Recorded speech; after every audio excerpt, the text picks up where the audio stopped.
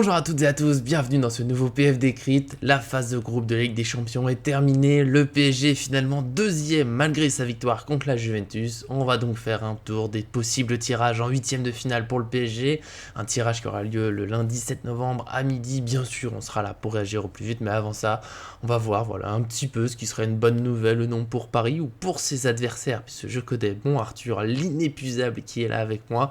Est-ce que tu es quand même heureux, même si on n'a pas de match dans les prochaines 24 heures? Non, je suis bien heureux. Ouais, je peux quelques petites choses à dire. C'est intéressant.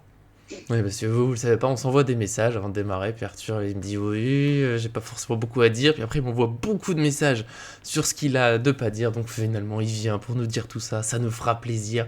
Et avant de démarrer ça, ce petit tour du tirage, n'oubliez pas le petit j'aime sur la vidéo pour nous soutenir, ça nous aide aussi à être heureux, et Arthur heureux, c'est la base de la vie. Et puis bien sûr, abonnez-vous en activant la cloche pour être sûr de rien manquer de nos vidéos. C'est parti pour ce tirage des huitièmes de finale qui aura donc lieu lundi. Pour ceux qui ne le savent pas, car voilà, pas tout en tête, je refais la liste rapidement des adversaires possibles pour le PSG. On a Naples, Porto, le Bayern Munich, Tottenham, Chelsea, le Real Madrid et Manchester City. Alors évidemment une belle liste, de toute façon c'est la Ligue des Champions, c'est les premiers. Nous on a fini deuxième, je le dis tristement, voilà, on fera pas un grand débrief sur Juventus PSG comme d'habitude, on n'a pas pu jeudi tout simplement à cause de nos vies respectives. Maintenant c'est un peu tard, on passe à autre chose, de toute façon c'était pas un grand match, on se fait pas de mal. Alors on passe sur ce tirage, moi je vais commencer voilà, le truc classique, le pire, le meilleur tirage, sans rentrer dans le détail pour moi brièvement, ce serait Naples. Pour moi c'est voilà, c'est le tirage un peu évité, le tirage piège du on est censé être favori, donc tout le monde va nous placer comme ça, et souvent le PSG quand il est placé favori, il joue moins bien, alors que contre les plus gros, ça serait plus discuté. Je sais que le PSG là peut se sublimer, même si bien sûr on peut se qualifier contre tout le monde. Et Tottenham, c'est peut-être voilà l'adversaire moins expérimenté, qui fait pas trop peur, qui avait une phase de poule quand même assez limitée. Ils finissent premier, mais bon, c'est devant Marseille, Sporting, Francfort. Pas des cadors non plus, ils ont eu du mal à finir premier, parce que finalement ils ont battu Marseille à la dernière minute. Voilà, pour moi, pas un foudre de guerre, ce serait le tirage facile, même si on serait encore favori, mais là quand même pour moi il y a une marge, alors que Naples, je les vois plus dangereux. Qu'est-ce que t'en penses, Arthur? Je sais que tu as beaucoup à dire sur ce tirage.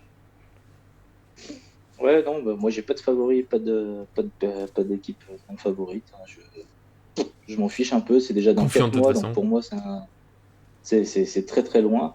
Mm. Déjà, je tenais à dire par rapport à cette deuxième place, parce que du coup j'entends beaucoup de choses, donc je savais pas qu'on avait déjà perdu la huitième de finale. Voilà. Ils sont déjà Ouais. perdus 4 mois à l'avance, avant une Coupe du Monde, avant un mercato, avec un PSG toujours invaincu. On a déjà perdu le prochain match. Donc, C'est du la coup, catastrophe. les Ouais. bookmakers, sachez que vous pouvez parier directement sur la défaite du Paris Saint-Germain, que ce soit Manchester City, Porto, Naples ou n'importe qui. De toute façon, c'est fini pour Paris. Voilà, allez, on peut tirer le rideau sur cette question-là. Deuxième question, le pire tirage, le meilleur tirage, je pense que je vais faire ce que je t'ai dit en message, hein. Pour moi, le pire tirage, c'est Mm. pour l'adversaire, c'est pas pour Paris. Évidemment qu'il y a des grosses équipes. Oui. Euh, Mais bon, le PSG déjà été premier de son groupe, a déjà tiré des petites équipes et n'a pas gagné la Ligue des Champions. Le PSG a déjà été premier et a tiré des grosses équipes Le et Real n'a pas gagné Madrid. la Ligue des Champions. Le PSG a déjà été deuxième et n'a pas gagné la Ligue des Champions. Enfin, tu vois où je veux en venir. Mm. Oui, avec des si, avec ce que le PSG montre, etc. On peut douter. Oui, je joue pas si bien que ça. Écoute, moi, j'ai regardé des matchs aussi d'autres équipes et j'ai vu aussi des failles. Donc, évidemment que nous, en tant que supporters, on va dire, d'un club français, avec les médias qu'on a, etc., avec bien évidemment cette propension à toujours voir le négatif du côté du PSG, Mm. même si effectivement le match était pourri, hein, on va pas se le Oui. cacher, hein, de ce que j'en ai vu, parce que pour tout être honnête, j'ai pas bien vu ça, mais quoi qu'il arrive, il faut arrêter avec ce côté pessimiste, avec ce côté négatif, constamment. Je veux dire, on va pas vivre les 4 prochains mois en se disant, oh là là, bah, ça sert à rien d'aller les jouer, etc. Euh, Moi, je suis assez d'accord avec toi. Je vais pas voir ça en tant que pire ou meilleur. Je vais voir ça en termes de tirage au sort intéressant ou pas. Naples, ça sera Mm. intéressant déjà parce que c'est une équipe qu'on a déjà Ça change. rencontrée. Voilà, même ça change pour des huitièmes de finale. Donc, je trouve ça intéressant. C'est une belle équipe qui attaque, donc une opposition. Ça permettra aussi, si le PSG bat Naples largement, du coup, de faire taire ceux qui disent qu'aujourd'hui Naples c'est là et que le Paris Saint-Germain c'est là. Donc ça m'intéresse. Après Manchester City, il y a des revanches à prendre, hein. Moi, je pense que les Mm. joueurs aussi marchent aussi à l'ego et du coup, c'est très important. Donc Manchester City, écoute, il suffit qu'Haaland, il ait son pied d'argile qui lui fasse mal et bah écoute, c'est déjà un petit peu moins fort Mm. offensivement. Donc on dit que le PSG compte sur 3 joueurs, mais Manchester City compte aussi parfois sur un ou deux joueurs, hein, De Bruyne, Haaland, pour ne citer que. Ensuite, bah, évidemment, il y a le Bayern Munich, hein, qui est une grosse équipe, hein, qui met des gros scores en Bundesliga. Bon, c'est la Bundesliga, hein. Nous, on dit tout le temps la Liga, la Ligue 1, la Ligue 1, la Ligue 1, mais la Bundesliga, voilà, Oui, surtout on défensivement, s'est c'est bien rendu pas. compte. Voilà, c'est pas non plus extraordinaire défensivement. Et puis le Bayern de Munich, bah, écoute, ils ont perdu Lewandowski. Donc offensivement, déjà avec Lewandowski, ils avaient eu du mal à nous mettre des buts euh, il y a 2 ans. Donc bah, écoute, on attend de voir s'ils sont capables de les mettre aussi là, avec une équipe du PSG qui est plus forte offensivement, je pense, que la dernière fois qu'on les a Mm. rencontrés. Donc c'est pareil. Tirage difficile pour le Bayern de Munich. Après, il y a le Real Madrid. J'avoue que cette année, je trouve qu'ils sont assez homogènes. Je trouve que c'est Mm. plus intéressant que l'année dernière. Mais comme le Real Madrid aime nous faire mentir quand ils sont pas bons et qu'ils arrivent contre nous, ils nous battent, et quand ils sont bons, et ben, ils vont arriver contre nous, ils vont se faire battre. Ça m'intéresserait bien en huitième de finale aussi. Écoute, après, t'as cité Tottenham, évidemment. Tottenham, c'est largement en dessous, hein. Tottenham a peiné contre l'Olympique de Marseille. Voilà, ça veut tout dire. Ensuite, Porto.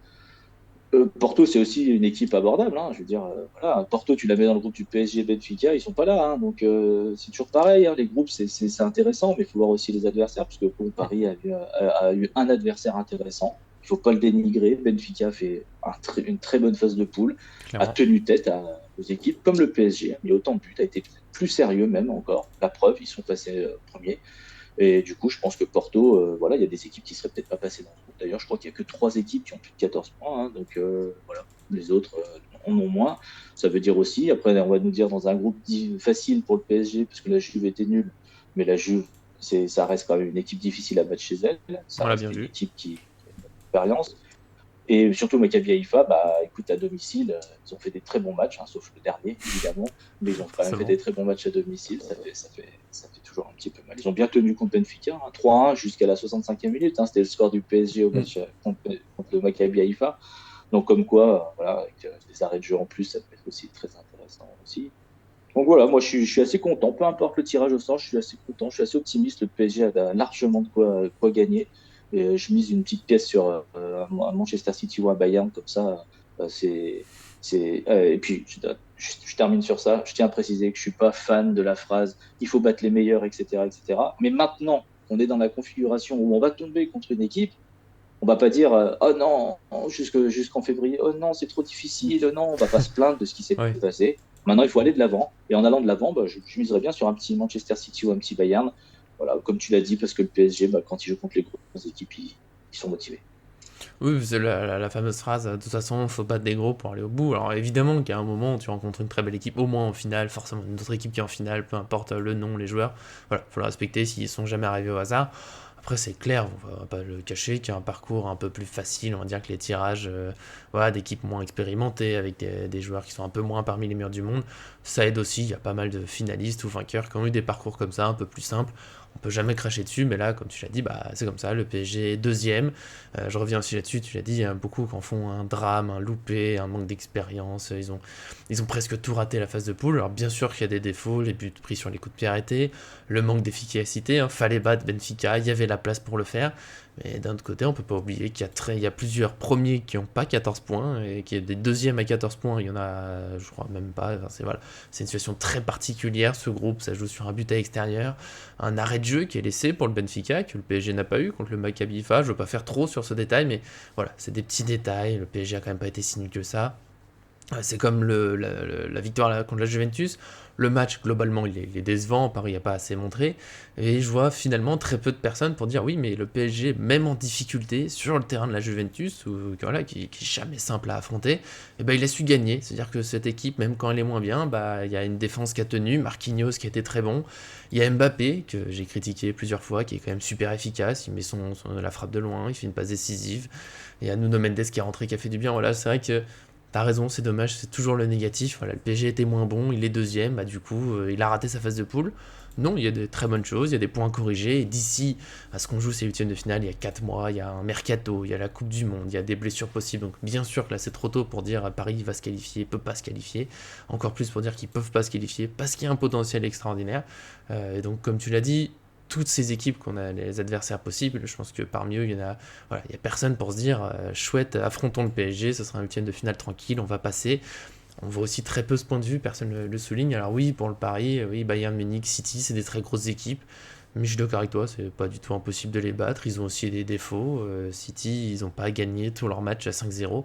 Alors qu'on entend des fois les spécialistes qui disent oui, mais le PSG gagne des matchs à 2 buts d'écart en Ligue 1 ou que d'un but. Ils devraient faire comme le Bayern, comme City, sauf que City et Bayern, ils n'ont pas gagné tous leurs matchs. Quand ils gagnent, c'est pas toujours parfait non plus. Donc voilà, faut pas trop en faire sur ces clubs-là. Il y a des très grands joueurs partout. Le PSG, pour moi, a le potentiel pour gagner avec des champions. Encore plus avec un mercato qui peut permettre de régler peut-être deux trois détails, des petites choses qui manquent. Voilà, le milieu de terrain qui manque peut-être encore un peu d'impact parfois. Carento Sanchez qui a du mal à s'imposer.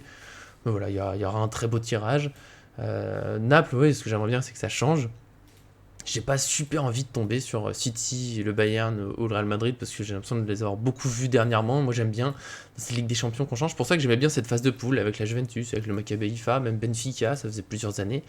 Mais bon, si ça doit être eux, bah ça sera eux. Il y a des revanches à prendre. Au Real Madrid, il y a toujours cette rivalité qui nous occupera peut-être un peu trop même. Mais voilà, en tout cas ça sera des beaux matchs. Moi voilà, globalement, de toute façon, bah, je sais que je serai confiant, je sais que je suis optimiste, c'est le PSG. À part si on a vraiment beaucoup de blessures et qu'on se retrouve avec une équipe très très remaniée, ça sera peut-être plus dur d'être confiant. Voilà. Je veux rester sur ce positif. Le PSG, dans tous les cas, aura ses chances.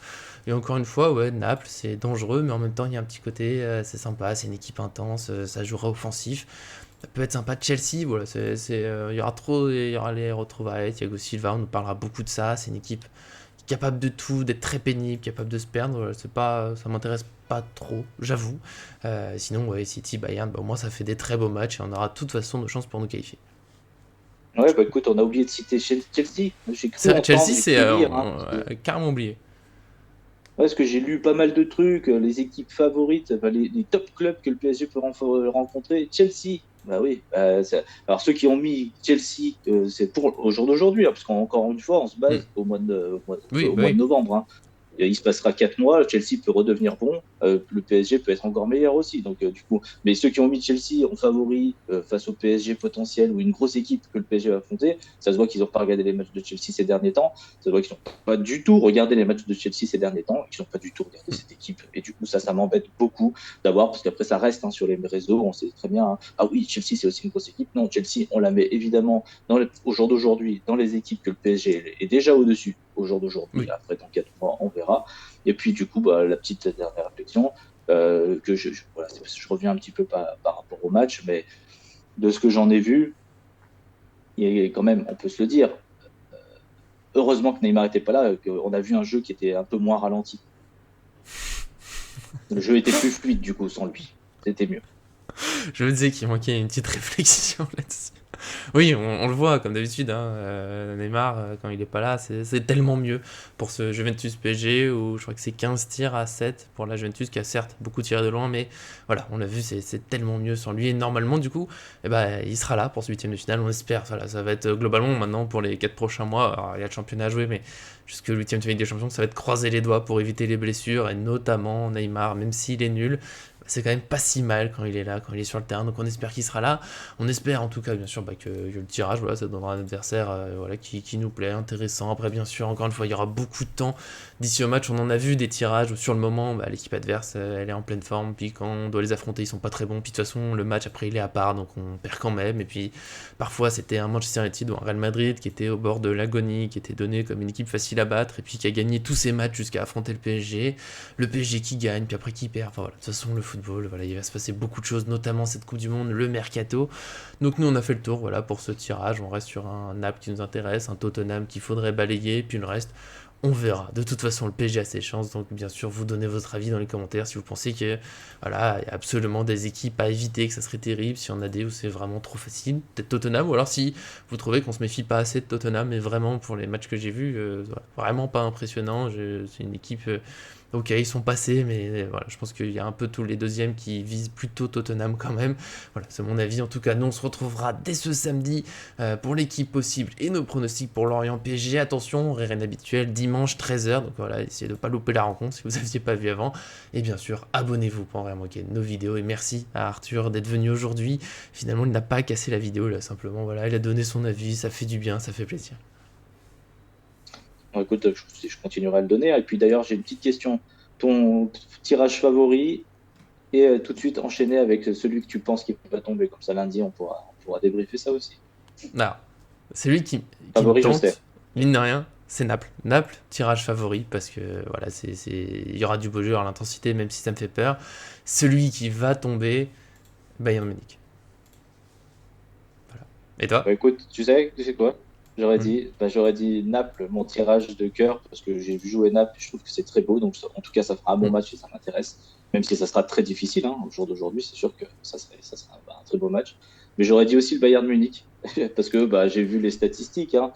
Ça tombe jamais. J'ai juste vu un tweet passer en disant que le Bayern était l'équipe probable la plus. Et souvent, ça s'est vérifié, hein, ces équipes comme ça qui Hmm. ont un peu plus de pourcentage, parce qu'on sait qu'au tirage au sort, ça va virer des équipes, les premiers de groupe, les deuxièmes de groupe, etc., Oui, oui. etc., celles qui sont déjà rencontrées, les équipes d'un même pays. En plus, cette année, il n'y a qu'un seul club espagnol, donc forcément, ça va. Voilà, on a Ouais. moins de chances de tomber sur un club espagnol, de fait. Donc, ouais, j'aurais dit Bayern Munich aussi. Voilà, Ah bah voilà. on est connecté encore une fois. Ouais, c'est J'espère qu'on beau. aura raison. Tu sais, ça pourra le Bayern, j'aimerais que ce soit plutôt en demi-finale, mais bon, ça va être dès maintenant, puis on va les éliminer, ça sera très bien. Aussi, bah évidemment, bah merci à Guinaï pour le montage, faut jamais l'oublier pour cette vidéo, et comme on vient de le faire, vous aussi, si vous voulez donner votre favori, celui qui tombera forcément, parce qu'on sait que c'est l'histoire du PSG, ça nous fera plaisir en tout cas d'en parler avec vous, et puis bien sûr, merci à tous de nous suivre, et à très bientôt sur cette chaîne.